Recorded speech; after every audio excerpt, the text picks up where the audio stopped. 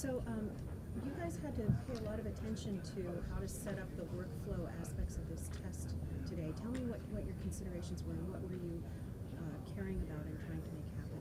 Well, the workflow aspects of today's test were very critical, largely because we have 8 different cameras, and each camera ideally wants a bit different workflow, some of them quite different workflows. Certainly if you take the film camera on one side where you develop photochemically and then scan, that's quite a different starting point than any of the digital cameras. Also, each digital camera has more than one output mode, or at least most of them do. The different output modes require different workflows in post-production to get the data that you shot. From each camera, what we want to get is its best possible performance, and we want to get the most image possible in many situations. In this situation, we want to get best possible performance and enough image. So we've decided to standardize all the cameras to delivering 10-bit DPX files. Many of these cameras, possibly all of them, but certainly many of them, can do more than that. They can do, let's say, a 12-bit DPX or a 12-bit or 14-bit linear light file, which would have more information than a DPX file does. That's a little bit of a controversial statement, but I'm prepared to defend it if the need arises. So we're trying to, by choosing 10-bit DPX for all the cameras, we allowed them to come into a single workflow so it was a manageable situation. If each camera had to be processed quite differently, if we used the log C output mode from the ARRI D21 and Rec 709 from the RED camera, we would have a very hard time pulling them together into something that could be reasonably compared. Those are quite different. Of course. And I'm going to take you back. I'm basically going to go back to the top, and you can give me shorter answers this time. That'll be fine. Okay, I'll try. I tend to talk long. Okay, so I don't need to have you slated again. But as a member of the output workflow committee, you guys had to make a decision about what standards to use. What did you decide and why? Well, the workflow subcommittee and actually the camera assessment working group, if you will, decided that for this test, to be able to do it practically, we would standardize all the cameras to delivering 10-bit DPX files. Some of the cameras can pretty much output a 10-bit DPX file directly from the camera. Others output things that are quite different formats. But 10-bit DPX is sort of the, if you will, the industry standard. It's not the best possible workflow, but it is very well established. People know how to manipulate it, and it's available in essentially all facilities, all serious professional facilities in the city. So that gives us a lot of opportunity to take these results and process them in a way that might be done for an actual feature motion picture. So that makes it it keeps it relevant.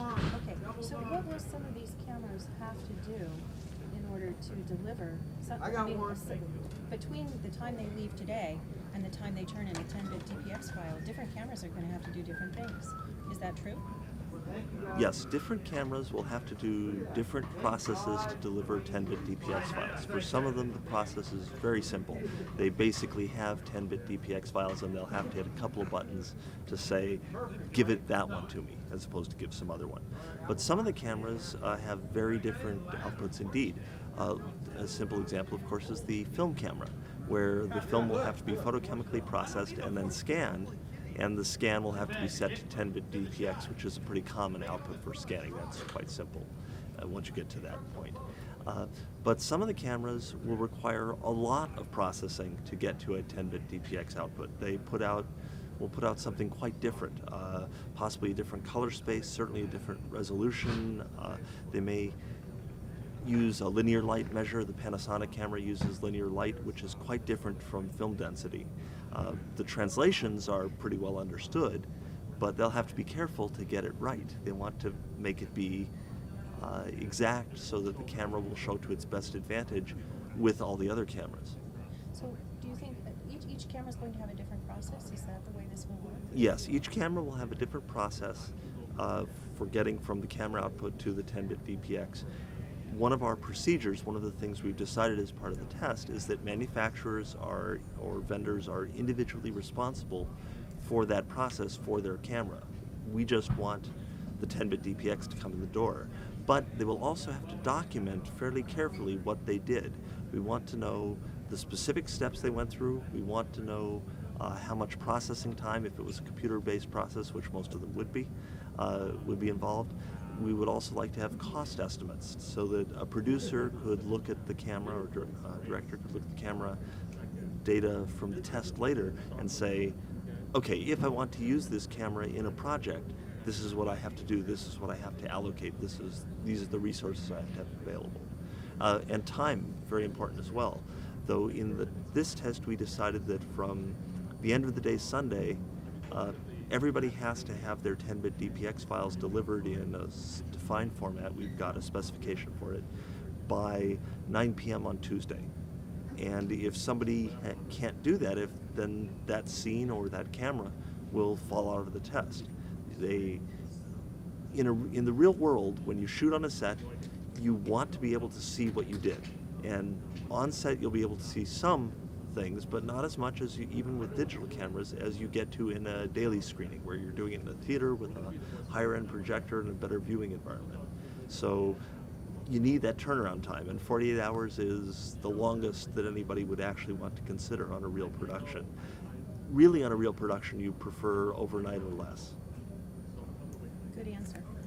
Okay, so what I wanted to ask you about then was, is it because these cameras have different sensors, or what is it that causes them to have such different workflows between the camera and the 10-bit DPX file? The different cameras have different workflows between what the camera output is and the 10-bit DPX file because of design choices that were made by the camera engineers. On some of them, it's that the sensors are different formats. Many of them have what's called a bare pattern sensor. It's kind of like a checkerboard where you have a green square and a green square and a red square and a blue square. So when a photon or a set of photons come in, they fall on those sensors, and each sensor is only sensitive to one color of light. Each sub-sensor, each piece of the sensor, each square in the checkerboard is only sensitive to one color of light. Well, obviously that doesn't give you a full image. You look at a flower, or you have photons coming from a flower. If they only hit the green sensor, you'll get the luminance and some green information, but you won't know what color you're looking at. So what you have to do in the processing for a bare pattern sensor is take that checkerboard of data and recombine it to make color data in the RGB way that we're used to. That process, many people think that that's a well-defined process. In fact, it's not. We don't actually know how to do that best. We know how to do it adequately. But probably over the next several years, or next half dozen years, we'll get smarter about this. And with more processor time and better understanding of what's going on for individual sensors, we'll be able to come up with actually better output from the same raw bare data if we record that bare data. Different bare sensors also have different characteristics. They're all this basic form, that's why it's called bare, but they're going to have some different specifics, and that will also change what processing needs to be done. The same thing for other sensors. One of the cameras that we're using has a sensor that's sort of like a trinitron picture tube. There are stripes of color. Other sensors have RG and B elements tightly grouped together behind a little lens or diffuser, so that when the photons come in, it lights up all three of them. That's the most intuitive scheme, and in many ways it's the easiest scheme, but that's not what most of the cameras tend to do, just some of them.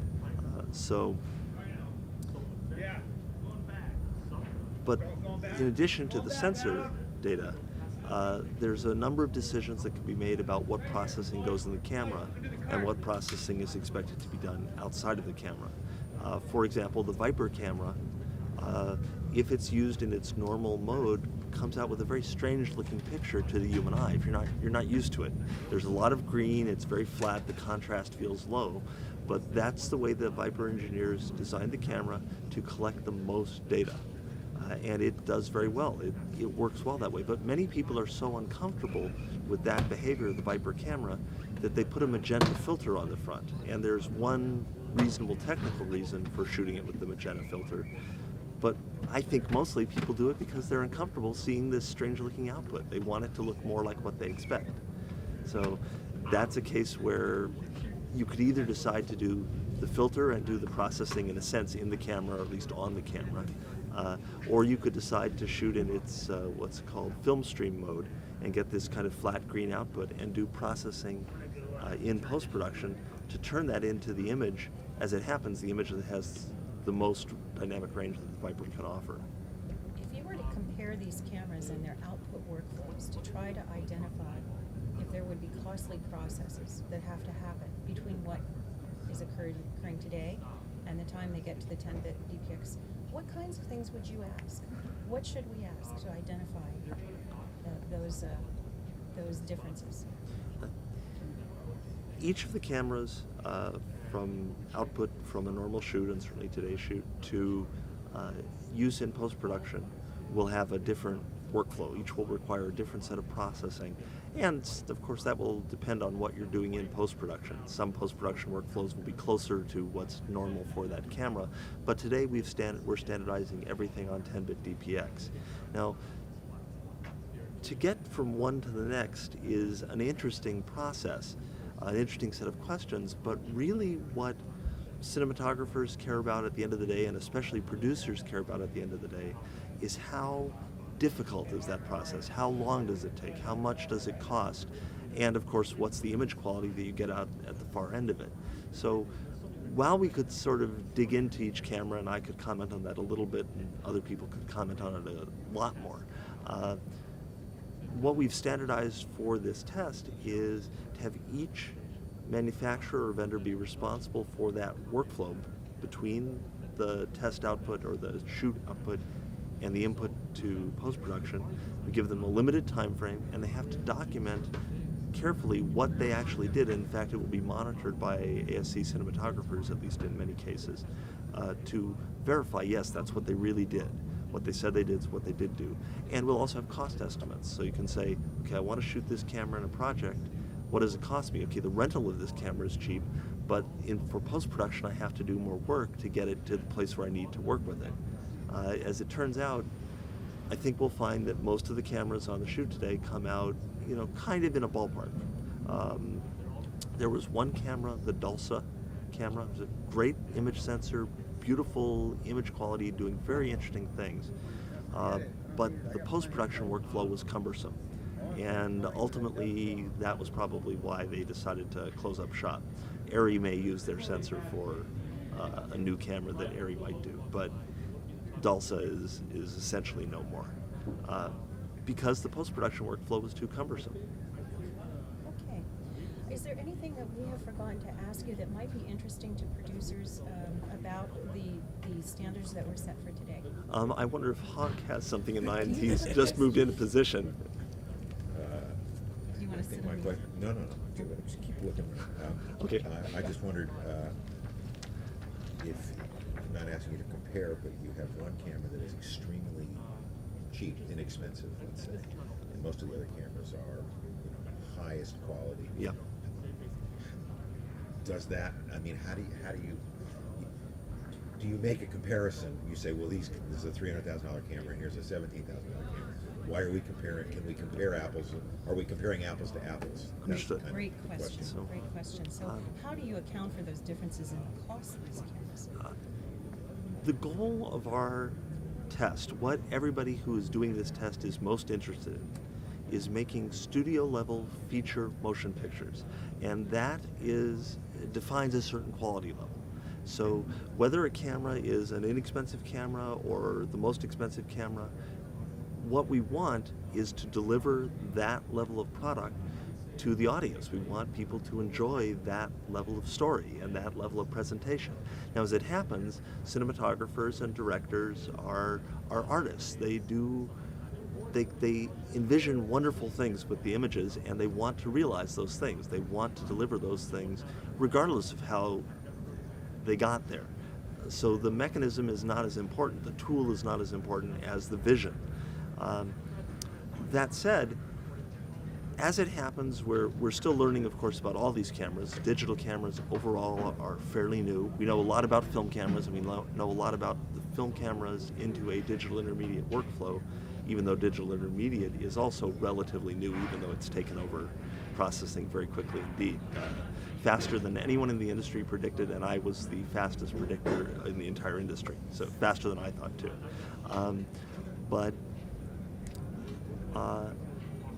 I think what we'll find, what I hear from people at the major facilities, people who do fantastic work on feature motion pictures right now, is that all of the cameras that we're working with today have similar production cost when you go end to end.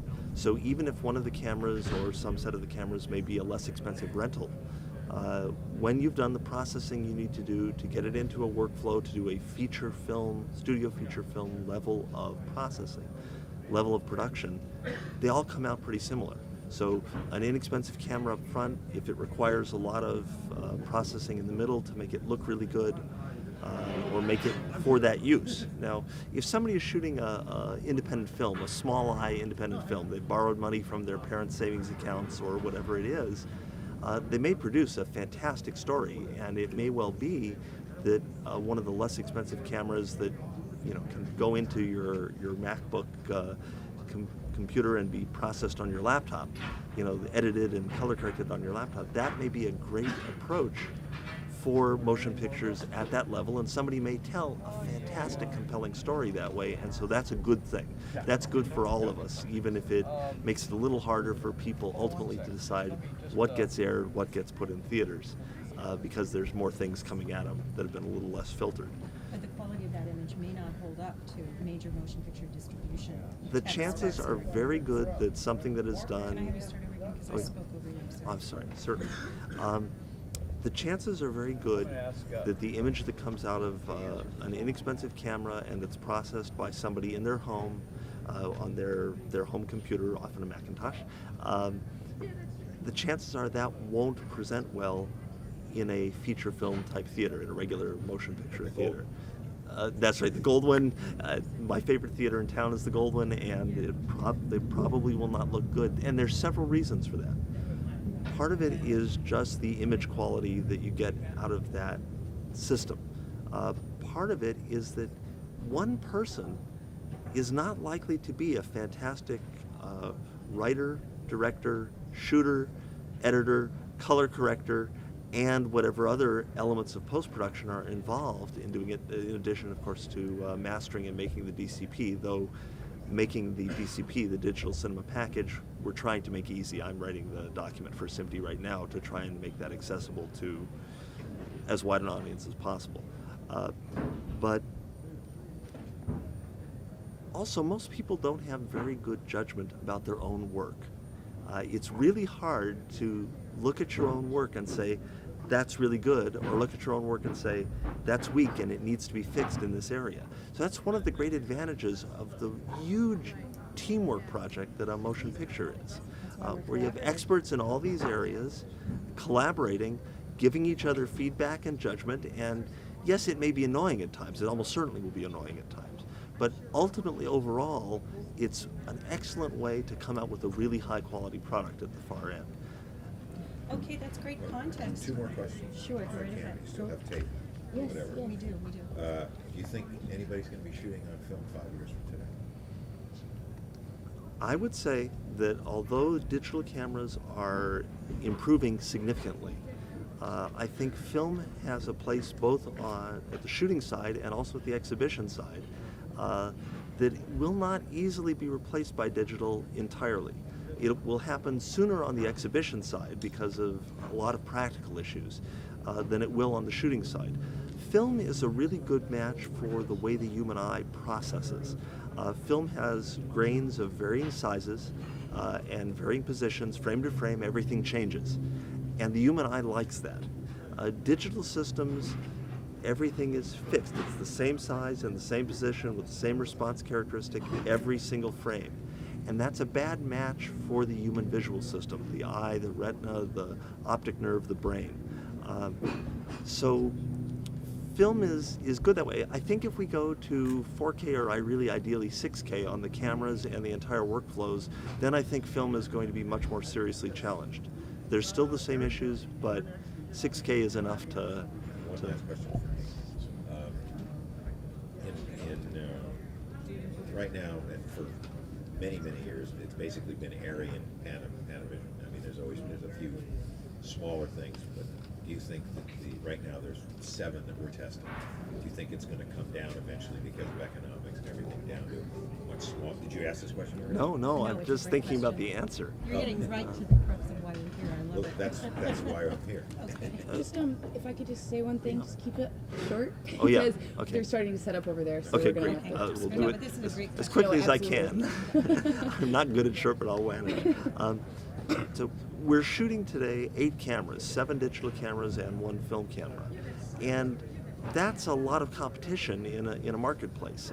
The 7 digital cameras that we're shooting all have different characteristics, and one of the things that we will learn today from looking at these results are what cameras are good for what projects. If you're doing something of this type, which camera or a couple of cameras are your best choices? Whether or not we have enough motion pictures being produced to support over a long period of time 7 generally competitive cameras, I'm not sure. That's a tough question. I would certainly say we're not going to be just down to 2 or 3, but is 5 the right number, for the market, or is 7? I really don't know. Thank you. Those were great answers. Okay. I see he just went straight there, right? Sure. Well, yeah, no, Hawk, I'm we dancing all want. the way around it. But this is No, you guys. No. Collectively, it's a good set of stuff, and I apologize for the long answers. It's Okay. just